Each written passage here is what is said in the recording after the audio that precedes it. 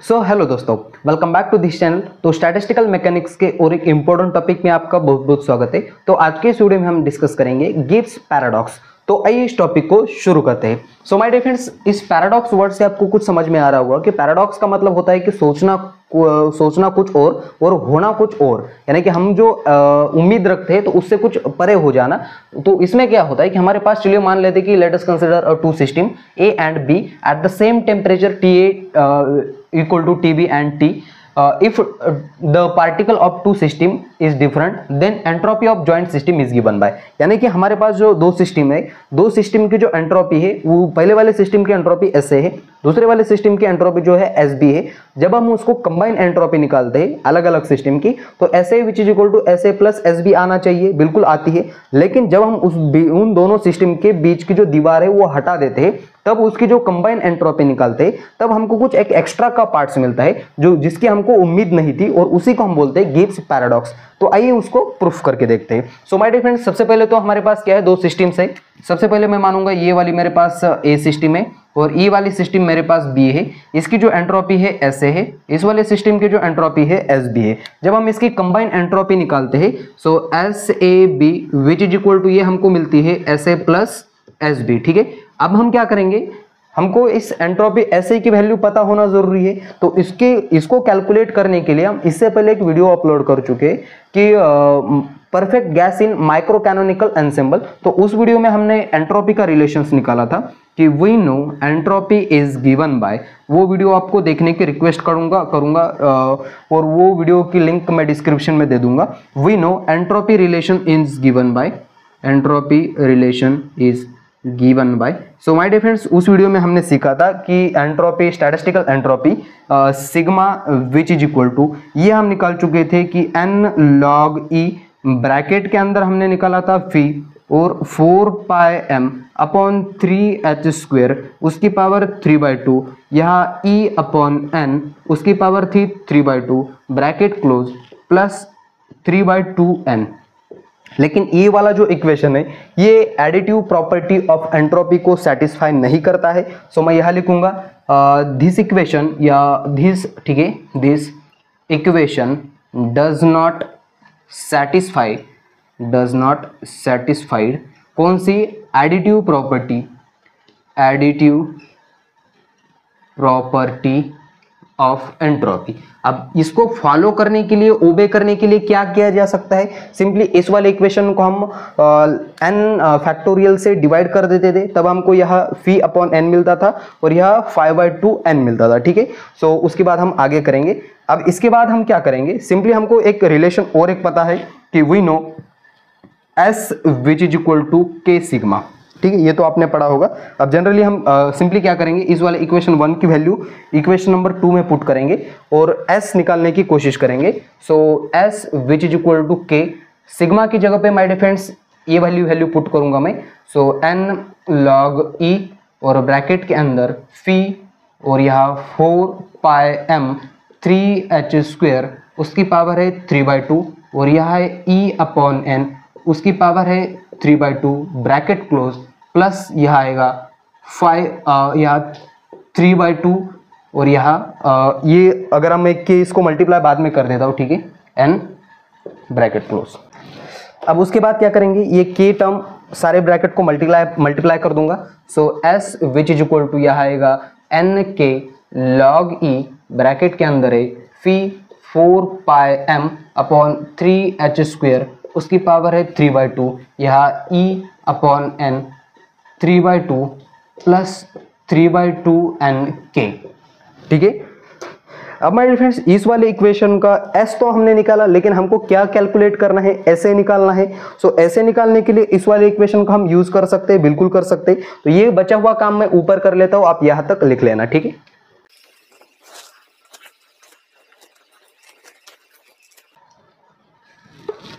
ठीक है, इसके बाद इस वाले इक्वेशन का यूज करके हम SA कैलकुलेट करेंगे।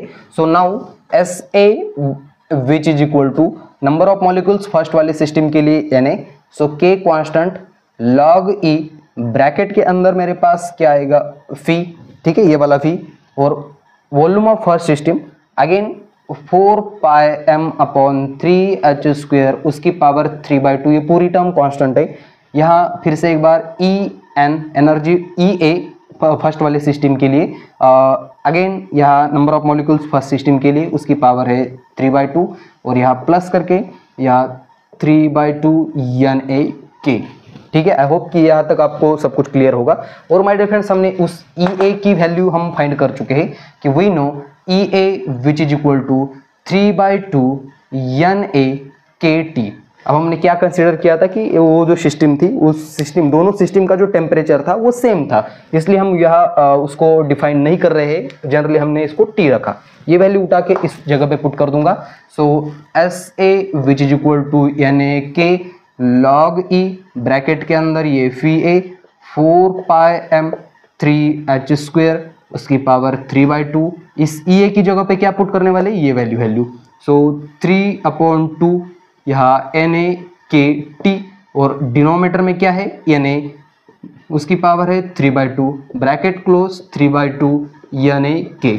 यहाँ से Na कैंसल आउट हो जाएगा। अब सिंपली हम यहाँ लॉग की प्रॉपर्टी यूज करेंगे, मल्टीप्लिकेशन में जो टर्म्स है उसको प्लस कर देंगे और डिवाइडेड में जो भी टर्म्स है उसके लिए माइनस कर देंगे। So SA which is equal to NaK, और एक काम करेंगे हम, ये जो 3 NaK, यहाँ भी NaK है, तो इसको ब्रैकेट के अंदर ले जाएंगे तो यह सिर्फ 3/2 बचेगा और यहाँ Na कॉमन आ जाएगा। सो NaK यहाँ मैंने लिखा log E, यहाँ इसके लिए क्या आ जाएगा माय डियर फ्रेंड्स, अब Fa आ जाएगा, प्लस करूंगा log E, ये वाली term 4 pi m upon 3h², उसकी पावर 3/2, अगेन इसके लिए प्लस हो जाएगा, प्लस log E, और क्या बचेगा यहाँ ब्रैकेट के अंदर बचा 3/2 KT, उसकी पावर है 3/2 और यहाँ प्लस में 3/2 ब्रैकेट क्लोज। ठीक है, या इसको बड़ा वाला ब्रैकेट ले लो। अब क्या करेंगे हम, इसको भी log A इंटू B के फॉर्म से स्प्लिट कर देंगे। सो वो आएगा मेरे पास SA which is equal to NaK, bracket के अंदर log E Fa plus log E, और यहाँ 4 पाई m अपॉन 3h², उसकी पावर है 3/2, ऊपर वाला नीचे लूंगा 3/2 आएगा। यह log E, पहले वाले ब्रैकेट में मैंने 3/2 के लिया, ठीक है, अब यहाँ भी मुझको 3/2 लेना पड़ेगा और log E, और यहाँ आएगा T। ठीक है, ये वाली टर्म मैंने पहले ब्रैकेट में ली, दूसरे वाले ब्रैकेट में इसको ली, पावर के नीचे को लाया और यहाँ लिखा 3/2 ब्रैकेट क्लोज। अब इस वाले ऊपर वाले इक्वेशन को आप ध्यान से देखना, जिस वाले को मैं अंडरलाइन करता हूँ, ये वाला पार्ट्स अगेन, ये वाला पार्ट्स अगेन, ये लास्ट वाला 3/2 वाला पार्ट्स कांस्टेंट है, तो उसी 3 टर्म के लिए अलग अलग कांस्टेंट है, तो इसके लिए मैं एक ही कांस्टेंट लिखूंगा। तो मैं यहाँ लिखूंगा since C which is equal to log E 4 pi m 3h², उसकी power 3/2 plus 3/2 log E 3/2 K plus 3/2। ठीक है, यहाँ तक क्लियर है। अब सिंपली जो भी बचा हुआ पार्ट्स लिख लेंगे और कांस्टेंट टर्म की जगह पे सिर्फ C लिखेंगे। सो ये काम मैं नीचे कर लेता हूँ। सो अब यहाँ क्या करेंगे हम, ऐसे हमारे पास निकल कर आ जाएगा SA which is equal to NaK, again मैं यहाँ लिखूंगा log E Fa प्लस, अब ये नहीं लिखूंगा, ये भी नहीं लिखूंगा, डायरेक्टली 3/2 क्या लिखेंगे log E T, और लास्ट वाली भी टर्म नहीं लिखेंगे, और इन तीनों के जगह तीनों को रिप्लेस करके एक ही कांस्टेंट लिखूंगा मैं प्लस C। ठीक है, अब इसको जो भी इक्वेशन आई थिंक 1 2 हो गया था मेरा, मैं उसको इक्वेशन नंबर 3 दे देता हूँ। अब सिमिलरली इक्वेशन नंबर 3 का यूज करके हम SB की भी वैल्यू निकाल सकते हैं। सो मैं यहाँ ये काम ऊपर कर लेता हूँ, आप यहाँ तक लिख लेना।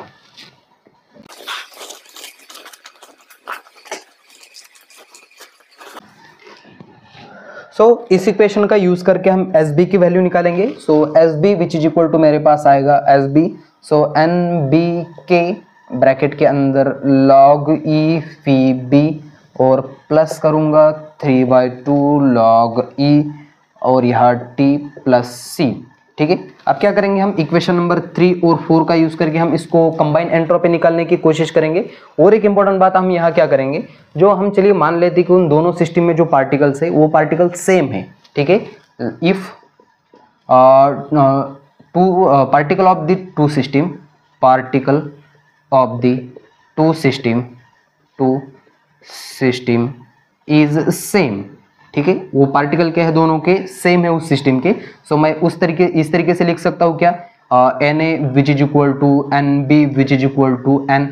अगेन मैं उसका वॉल्यूम भी इस तरीके से लिख सकता हूँ कि phi a which is equal to phi b which is equal to phi, ठीक है। अब मैं क्या करूँगा, सिंपली दोनों सिस्टम को ऐड कर दूंगा।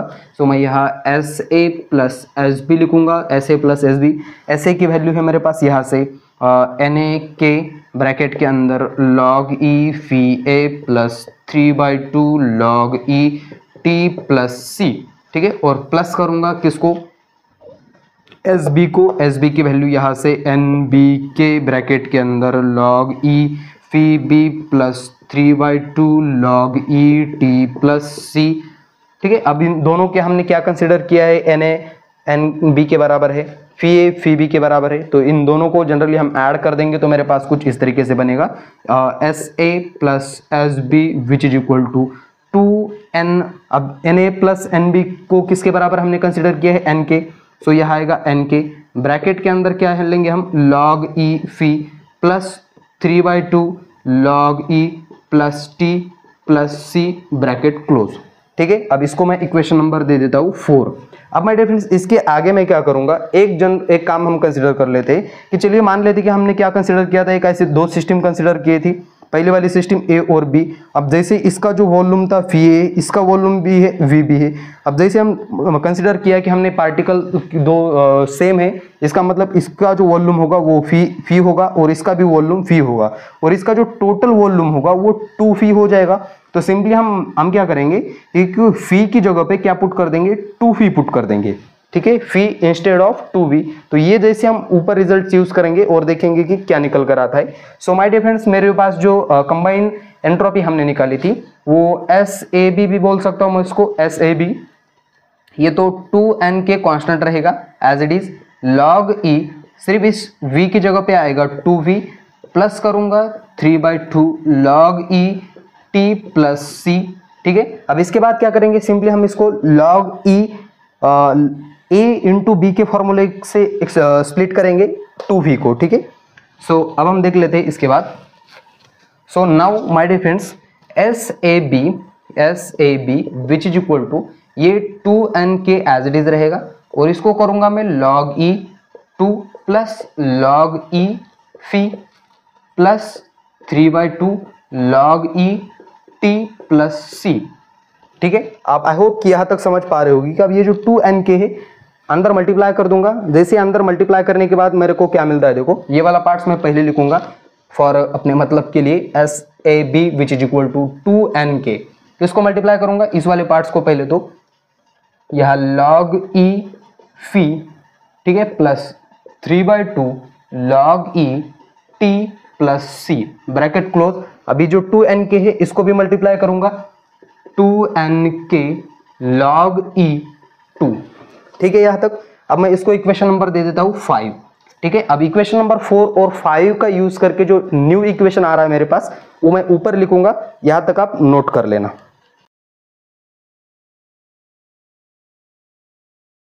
मैं यहां लिखूंगा use equation 4 and 5 we gate.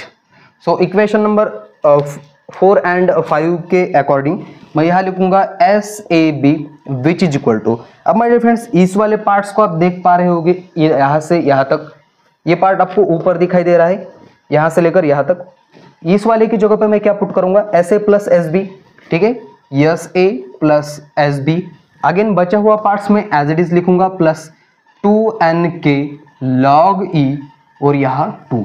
अब माय डियर फ्रेंड्स इस वाले इक्वेशन को आप ध्यान से देख पा रहे होंगे कि SAB एंट्रोपी हमने निकाली होल सिस्टम के लिए। सो पहले सिस्टम की एंट्रोपी प्लस दूसरे सिस्टम की एंट्रोपी, और ये वाला जो पार्ट्स दिखाई दे रहा है हमको एक्स्ट्रा का पार्ट्स है, ठीक है। और ये एक्स्ट्रा, इसी एक्स्ट्रा के पार्ट्स की हमको उम्मीद नहीं थी, फिर भी ये आ चुका है और इसी को बोलते हैं गिब्स पैराडॉक्स। तो इसके आगे हम थोड़ा सा कुछ थ्योरेटिकल पार्ट्स लिखेंगे, वो हम नेक्स्ट सेक्शन में करेंगे, तो यहां तक आप लिख लेना। तो सिंस इसके बाद जो हमारे पास लास्ट में हम कुछ लाइंस लिखेंगे।